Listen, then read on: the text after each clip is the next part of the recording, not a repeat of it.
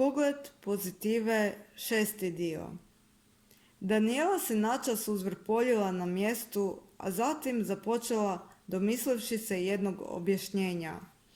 Zamisli da imaš jednog anđela koji ti sjedi na ramenu i zapisuje tvoje želje. Na primjer, ti misliš želim posao, želim kuću na moru. On zapisuje posao, kuća na moru, ali on ne prepoznaje negacije. Znači, ako ti misliš ne želim velike račune, ne želim biti bolesna, taj anđeo zapisuje pa se malo čudi čitajući zapisano veliki računi, biti bolesna, pa kaže čudne neke želje, ali dobro, jer na njemu je da ti svaku želju ispuni, a on negacije ne prepoznaje. I ispuniti želju koja je zapravo za tebe bila negacija. Što bi to trebalo značiti? Ana se čudila. Da moraš dobro formulirati svoje želje, osmijehnula se Danijela. Nastala je tišina.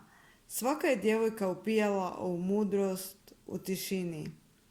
Nakon nekoliko trenutaka tišine u kojima su cure dijelile ozbiljnost na licima, Ana je izrekla jednu od čestih uzrečica.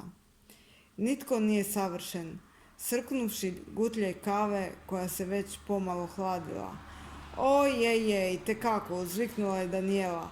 Samo to savršenstvo ovisi o stavu pojedinca, odnosno o definiciji savršenstva koja je za svakog od nas drukčija.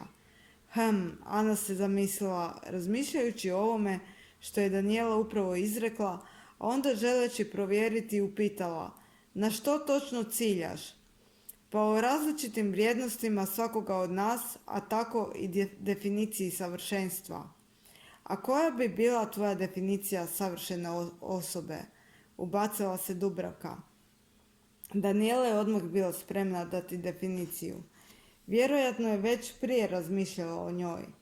Savršena osoba je ona osoba koja je prepoznala svoj talent ili svoje talente, te njima utječe na mase ljudi, usrećujući ih onime što je sama umjetnički stvorila i čime tako ostavlja trag. Ona svoj talent daruje svijetu. Vau, Ana je bila zadivljena. To je tako lijepo definirano.